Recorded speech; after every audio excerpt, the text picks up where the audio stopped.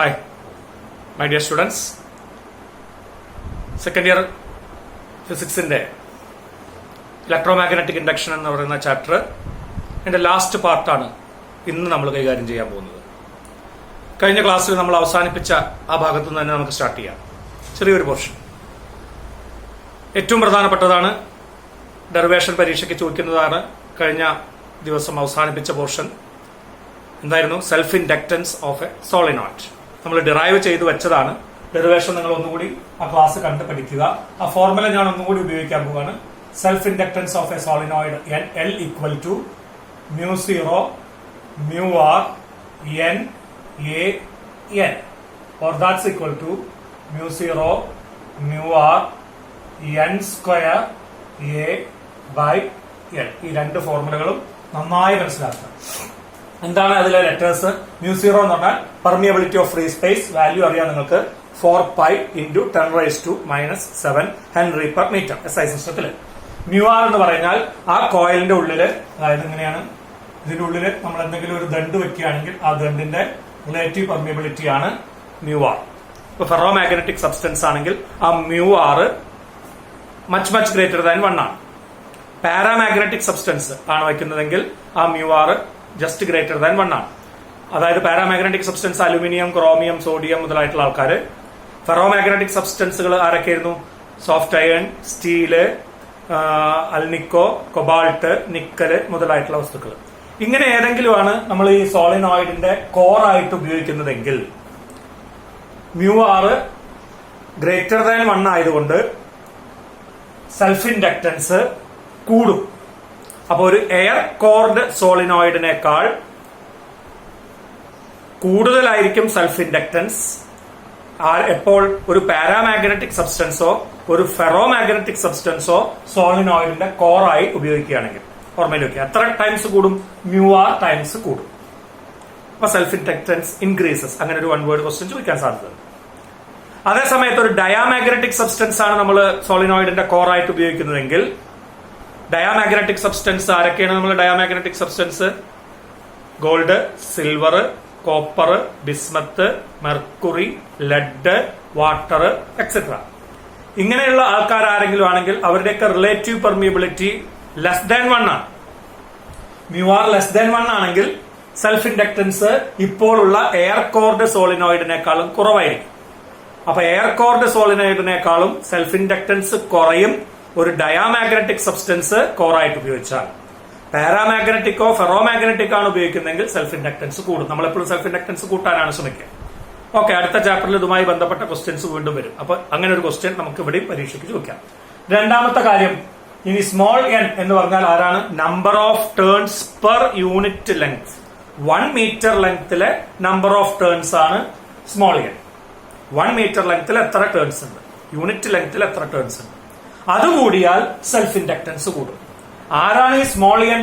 Small n നിങ്ങൾക്കറിയാം, capital N, total number of turns divided by total length ആണ്. അപ്പൊ small n കൂടണമെങ്കിൽ ഒന്നുകിൽ capital N കൂടണം, അല്ലെങ്കിൽ സ്മോൾ l കുറയണം. അത് പ്രത്യേകം ശ്രദ്ധിക്കാം. അതായത് total number of turns doubled ആക്കി without any change in length of the solenoid, L മാറാതെ ക്യാപിറ്റൽ N ഇരട്ടിയാക്കിയാൽ what happens to self inductance? Answer will be doubled. കാരണം സ്മോൾ n ഉം ഡബിൾഡ് ആയി.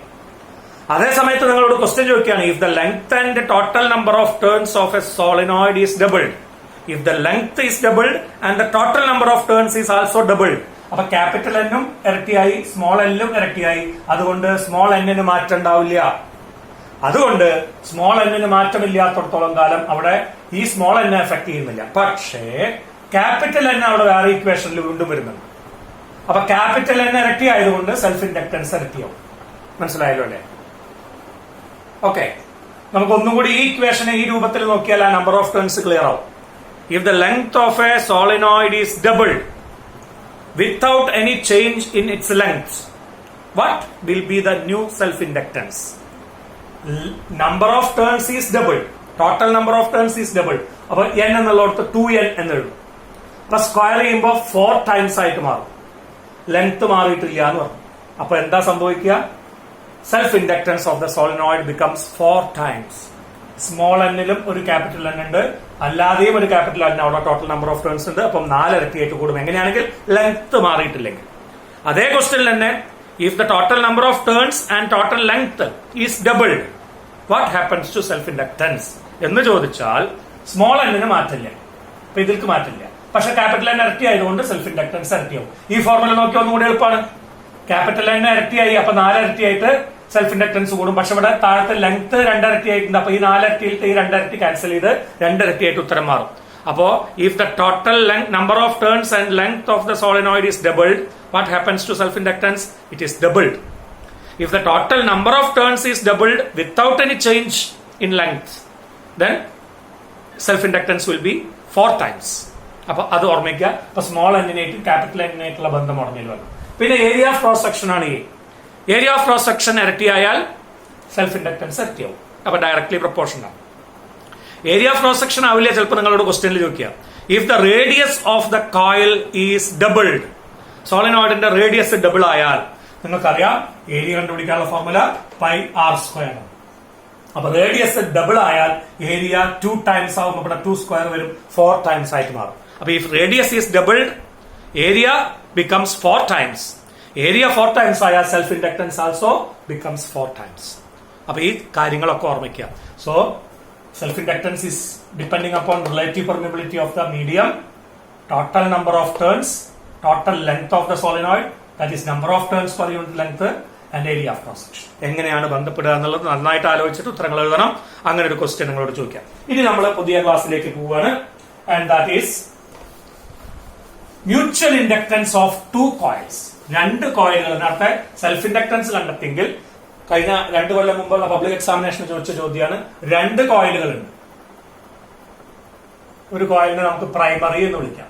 ഇതിനോട് ക്ലോസ് ആയിട്ട് നമ്മളൊരു സെക്കൻഡറി കോയിൽ കൂടി ചുറ്റും. ഒരേ ഏരിയ ഓഫ് ക്രോസ് സെക്ഷൻ ആണ്. ആ സെക്കൻഡറി കോയിലാണ് എസ്. സെക്കൻഡറി കോയിലിലെ ടോട്ടൽ നമ്പർ ഓഫ് ടേൺസ് ആണ് ക്യാപിറ്റൽ എൻ. ശ്രദ്ധയിൽ വെക്കുക. സെക്കൻഡറി കോയിലിലെ ടോട്ടൽ നമ്പർ ഓഫ് ടേൺസ് ആണ് ക്യാപിറ്റൽ എൻ. വേണമെങ്കിൽ നമുക്ക് ഇങ്ങനെ എഴുതാം, എൻ എസ് എന്ന് എഴുതാം. കൺഫ്യൂഷൻ ആവണം. Number of turns per unit length of primary ആണ് എൻ പി. സ്മോൾ എൻ എഴുതിയാൽ മതി. ഒന്നുകൂടി അത് ക്ലിയർ ആക്കാൻ. പ്രൈമറിയിലെ യൂണിറ്റ് ലെങ്ത്തിലെ നമ്പർ ഓഫ് ടേൺസ് ആണ് N P, small N P. Number of turns per unit length ആയതുകൊണ്ടാണ് സ്മോൾ എൻ ഉപയോഗിച്ചത്. പ്രൈമറിയിലാണ്. Total number of turns of the secondary ആണ് ക്യാപിറ്റൽ എൻ. അത് സെക്കൻഡറി ആയതുകൊണ്ടാണ് എൻ എസ് എന്ന് എഴുതിയത്. പ്രൈമറിയിലൂടെ പാസ് ചെയ്ത കറന്റ് ആണ് ഐ. അങ്ങനെയാണെങ്കിൽ നമുക്ക് കാണുന്നത് വരുന്ന മ്യൂച്വൽ ഇൻഡക്ടൻസ് ആണ്. നമുക്ക് ആദ്യം കാണുന്നത് what is the magnetic field inside the primary. പ്രൈമറിയുടെ ഉള്ളിലുള്ള മാഗ്നറ്റിക് ഫീൽഡ് എത്രയായിരിക്കും? ഫോർമുല അറിയാം. സോളിനോയിഡിന്റെ ഉള്ളിലുള്ള മാഗ്നറ്റിക് ഫീൽഡ് എയർ ആണെങ്കിൽ μ0 സ്മോൾ എൻ ഐ. ഈ സ്മോൾ എൻ ആരുടെയാണ്? പ്രൈമറിയുടെയാണ്. അപ്പൊ അതുകൊണ്ട് നമുക്ക് ഇവിടെ എൻ പി എന്ന് എഴുതാം. ഓക്കെ. അപ്പൊ magnetic field inside the primary due to primary current is μ0 N P. Air ആണ് ഇതിനുള്ളതെന്ന് വിചാരിക്കും. അതിനോട് കൂടി ചേർന്ന് നമുക്ക് cross section area of cross section A ഉള്ള ഒരു സെക്കൻഡറി കോയിൽ നമ്മൾ ചുറ്റിയിട്ടുണ്ട്. സെക്കൻഡറി കോയിൽ ഇതിനോട് ചേർത്ത് ചുറ്റിയിരിക്കുകയാണ്. ക്ലോസ്ലി വൗണ്ട് ആണ്. അങ്ങനെയാണെങ്കിൽ സെക്കൻഡറിയിൽ ഉണ്ടാകുന്ന മാഗ്നറ്റിക് ഫ്ലക്സ് എത്രയായിരിക്കും? പ്രൈമറിയിലെ മാഗ്നറ്റിക് ഫീൽഡിന്റെ ഒരു ചേർന്നിട്ടാണ് സെക്കൻഡറിയിൽ ഇരിക്കുന്നത്. പക്ഷെ സെക്കൻഡറിയിൽ total number of turns capital N S ആണ്. അതിന്റെ ഏരിയ ഓഫ് ക്രോസ് സെക്ഷൻ എയും ആണെങ്കിൽ what is the magnetic flux linked with the secondary φs നൽകാം. Is equal to magnetic field ഇതിനുള്ളിൽ ഇത്രയും ഭാഗത്തൊക്കെയുള്ള മാഗ്നറ്റിക് ഫീൽഡ് ഇതാണ്. സോ ബി ഇൻറ്റു നമുക്ക് സ്ഥിരം ഉപയോഗിക്കുന്ന formula A into area of cross section into total number of turns of secondary. അല്ലെ? Magnetic ഫീൽഡിനെ ഏരിയയിൽ ഇന്റഗ്രേറ്റ് ചെയ്താൽ ഫ്ലക്സ് കിട്ടും. മാഗ്നറ്റിക് ഫീൽഡിന്റെ ഏരിയയാണ്. ഒക്കെ നോർമൽ ആയിട്ടാണ്, ഒക്കെ ആക്സിസിലൂടെയാണ് മാഗ്നറ്റിക് ഫീൽഡ് പോകുന്നത്. അതുകൊണ്ട് നമ്മുടെ area of cross section normal ആണ് മാഗ്നറ്റിക് ഫീൽഡ്. അതുകൊണ്ട് മാഗ്നറ്റിക് ഫ്ലക്സ് മാക്സിമം ആണ്. അപ്പൊ കോസ് തീറ്റ കോസ് 0 1 ആയി പോയി. അപ്പൊ B into A into total number of turns ചെയ്താൽ മതി. So that is equal to φs equal to നമുക്ക് എന്ത് കിട്ടും? μ0 എൻ പി. പ്രൈമറിയിലത്തെ number of turns per unit length ആണ്. കറന്റ് പ്രൈമറിയിലെ കറന്റ് ആണ്. Area of cross section of secondary into number of turns of secondary. അതാണ് സെക്കൻഡറിയിലെ മാഗ്നറ്റിക് ഫ്ലക്സ്. നമുക്കറിയാം, ഇപ്പൊ നമ്മൾ പഠിച്ചിട്ടുള്ള ഇക്വേഷൻ പ്രകാരം മ്യൂച്വൽ ഇൻഡക്ടൻസ് പ്രകാരം സെക്കൻഡറിയിൽ ലിങ്ക് ചെയ്യുന്ന magnetic flux φs μ0 into M. μ0 phi s is equal to mi. Question number 2, where m is mutual inductance of the two coils and I is current passing through the primary. ഇത് കഴിഞ്ഞ ക്ലാസ്സിൽ നമ്മൾ mutual ഇൻഡക്ടൻസിൽ പഠിച്ചാണ്. Magnetic flux linked with the secondary is directly proportional to current passing through the primary. അപ്പൊ അവിടുത്തെ constant ആണ് mutual inductance of the two coils. രണ്ട് ഇക്വേഷനും ഒന്ന് കമ്പയർ ചെയ്യുക. കമ്പയർ ചെയ്താൽ നിങ്ങൾക്ക് കിട്ടും M I is equal to ഇവിടുത്തെ വലതുഭാഗം എന്താണ്? μ0 NP, പ്രൈമറിയിലത്തെ number of turns per unit length, current primary current, area of cross section of secondary and total number of turns of secondary. I cancel ചെയ്ത് കഴിഞ്ഞാൽ you get M equal to μ0 NP ANS. This is the mutual inductor. കൈ cancel ചെയ്തു. μ0 NAN തന്നെയാണ്, നേരത്തെ formula തന്നെയാണ്. പക്ഷേ small N ആരുടെയാണ്? പ്രൈമറിയുടെ number of turns per unit length ആണ്. ക്യാപിറ്റൽ എൻ ആരുടെയാണ്? Total number of turns of secondary ആണ്. ഓർമ്മയിൽ വെക്കുക. ഒരിക്കലും ഈ സ്മോൾ എന്നിനെ ക്യാപിറ്റൽ N ബൈ L എന്ന് ഇവിടെ എഴുതി വെക്കരുത്. കാരണം ക്യാപിറ്റൽ NS നമ്മൾ കാണിച്ചിരിക്കുന്നത് സെക്കൻഡറിയുടെ നമ്പർ ഓഫ് ടേൺസ് ആണ്. സ്മോൾ NP എന്നുള്ളതുകൊണ്ട് ഉദ്ദേശിച്ചത് പ്രൈമറിയിലെ number of turns per unit length ആണ്. അവരെ തമ്മിൽ ഒരിക്കലും ഇക്വേറ്റ് ചെയ്യരുത്. അപ്പൊ ഇതാണ് ഇക്വേഷൻ. നമുക്ക് ജനറൽ ആയിട്ട് എഴുതിയാൽ M ഈക്വൽ ടു ഇതിന്റെ ഉള്ളിൽ വേറെ ഏതെങ്കിലും ഒരു മീഡിയം ഉണ്ടെങ്കിൽ അയാളുടെ റിലേറ്റീവ് പെർമിയബിലിറ്റി μr ആണെങ്കിൽ, ഇപ്പൊ μ0 μr പ്രൈമറിയിലെ number of turns per unit length, area of cross section of secondary and total number of turns of secondary. ഇതാണ് mutual inductance of two coils. നേരത്തെ പറഞ്ഞ പോലെ തന്നെയാണ്.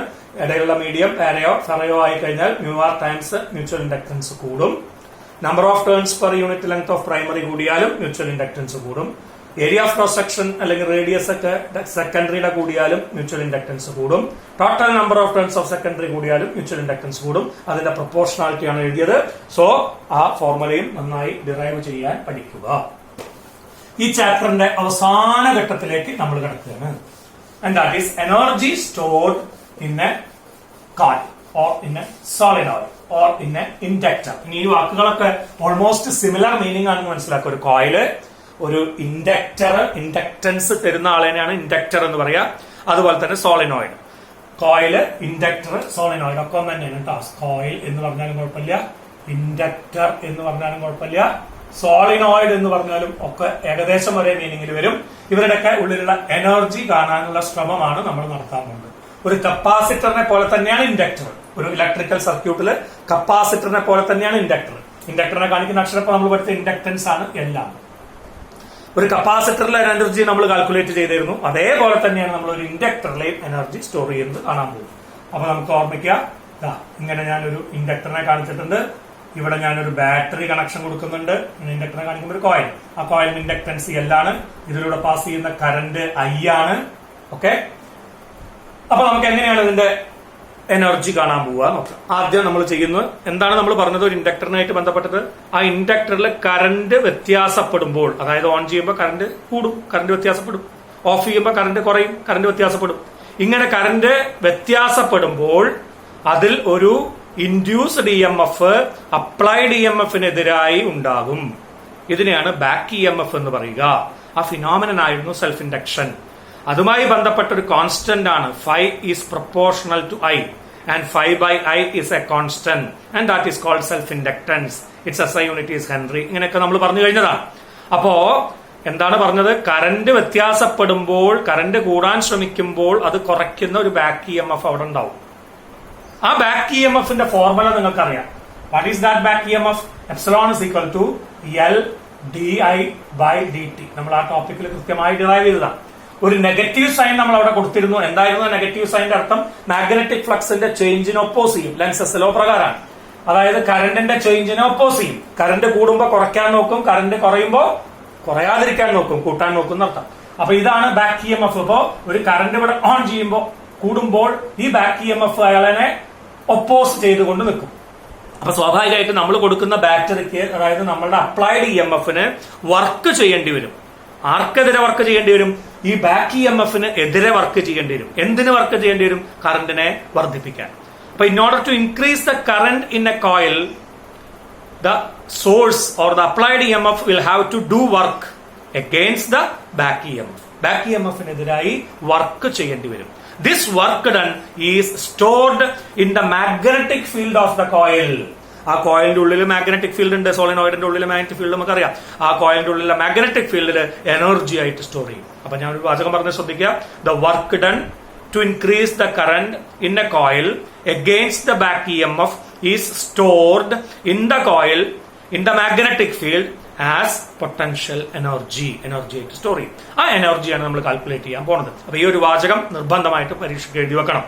ഇനി എനർജി, ആ വർക്കാണ് നമ്മൾ പറഞ്ഞു. വർക്ക് കാണാനുള്ള ഫോർമുല നമുക്ക് എന്താണെന്നറിയാം. വർക്ക് ഇസ് ഈക്വൽ ടു ഒരു ചെറിയ സമയത്തൊക്കെ നമ്മൾ ചെയ്യുന്ന വർക്ക്, ഒരു ചെറിയ കറണ്ട് കൂട്ടുമ്പോൾ ചെയ്യുന്ന വർക്ക് നമുക്കറിയാം. വർക്ക് കാണാനുള്ള ഫോർമുല എന്താ മക്കളെ?